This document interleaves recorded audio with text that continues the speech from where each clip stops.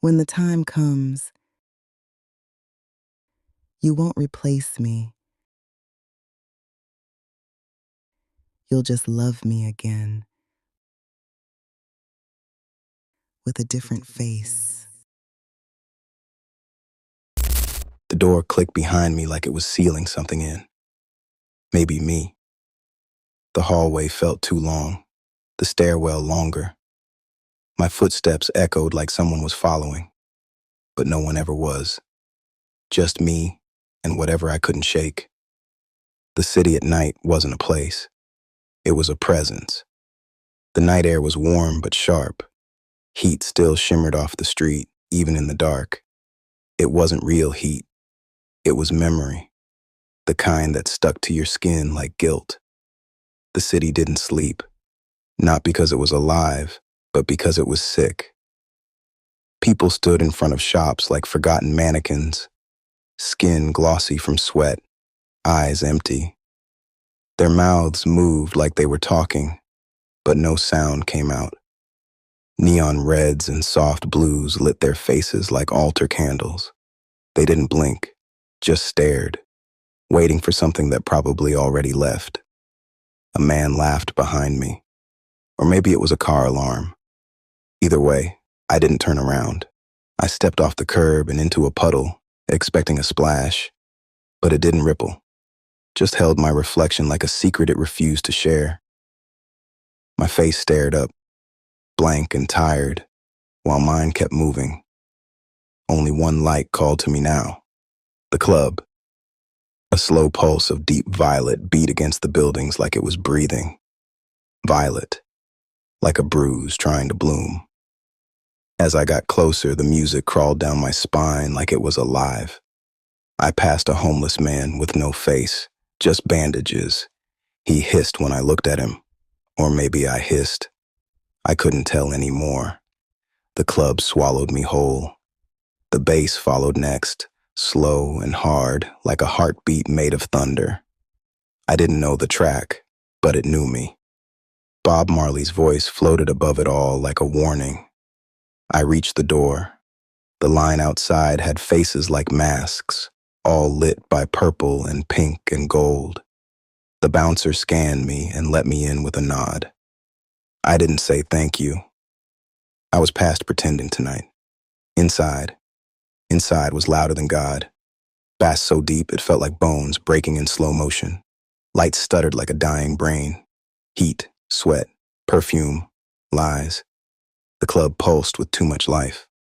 Sensory overload. Lights blinked like seizures. Bodies writhed like worship. Voices layered on top of each other.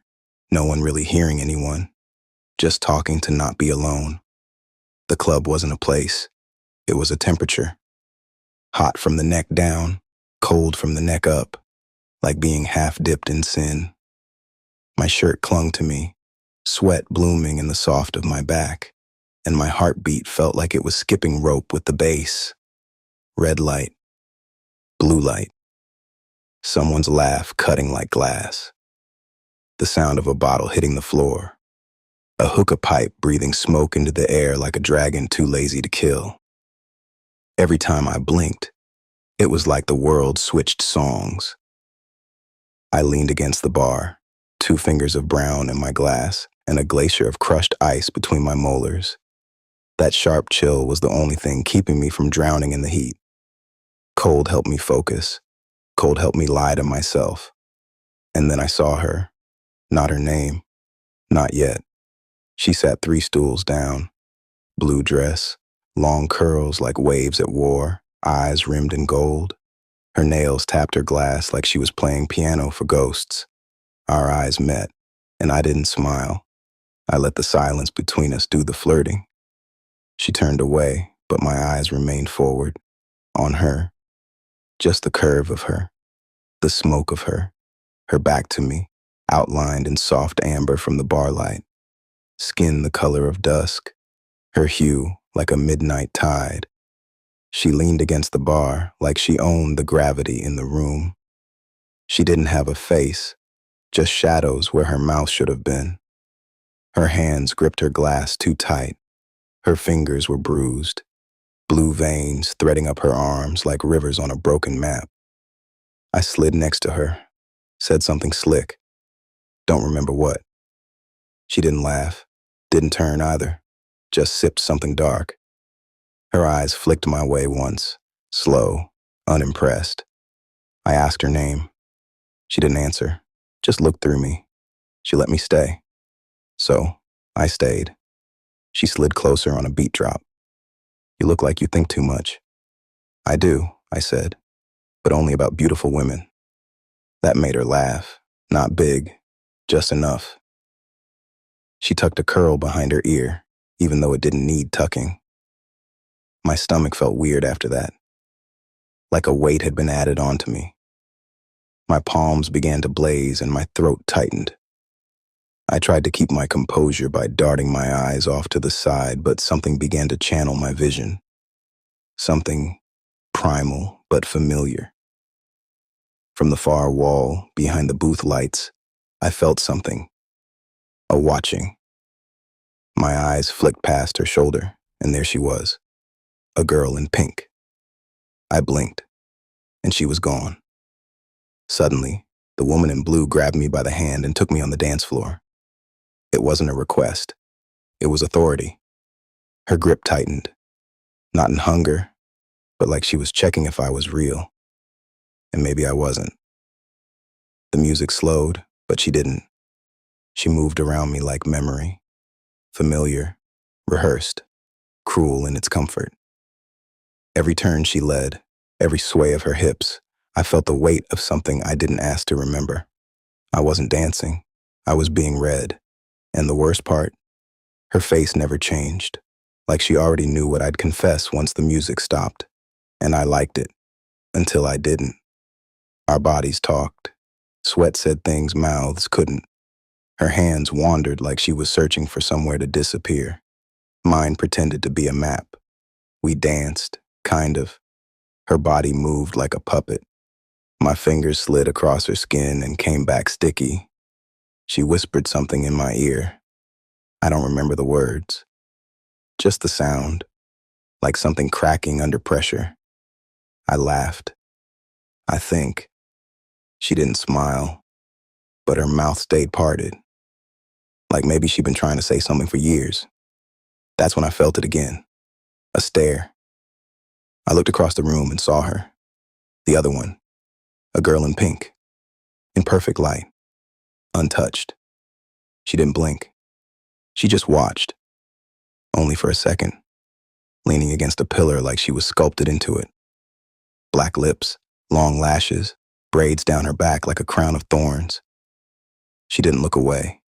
She looked through. And she was smiling. Not nice. Not cruel. Like she knew something I didn't. I turned back to the woman in blue and leaned in closer. But my mind had already gone split screen. We danced.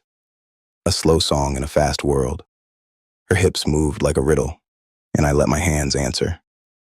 Somewhere in the song, a voice started singing, "Don't let 'em fool ya," and my spine twitched. I didn't know her name either, but I knew her. She was perched in the VIP corner, glass in hand like a weapon. Her hair was pinned up like a crown of soft chaos. Pink. Her eyes didn't blink. She raised her drink at me, mocking, daring. I didn't toast back. I just pressed my hand deeper into the curve of the woman's back. A little too fast, a little too desperate. But I never looked away from her. The woman on me noticed, but said nothing. She just kissed me.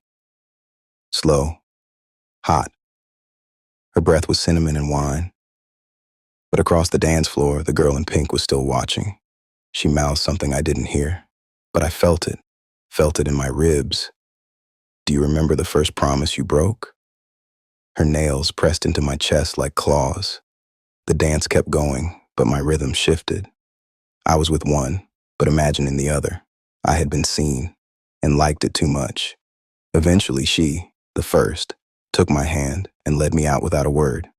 We walked in silence, not romance, just silence. Outside, everything off. It felt cold, too cold, like someone flipped a switch. The street was empty now. The puddles were gone. Only shadows remained. They moved faster than they should have. The night sky was bright, but there was no moon. It made me feel lit up, but unseen, like the universe was watching me, but not guiding me. She walked ahead of me, her silhouette sharp, strange, her head tilted every now and then like she was listening to something I couldn't hear. I asked her name again. She paused at the curb, finally looked me in the eyes. Not yet. That's all she said. No smile. I looked behind us and saw the girl in pink, still in the club doorway, watching. She tilted her head and said loud enough to carry, "You didn't say hi to me first," then disappeared inside.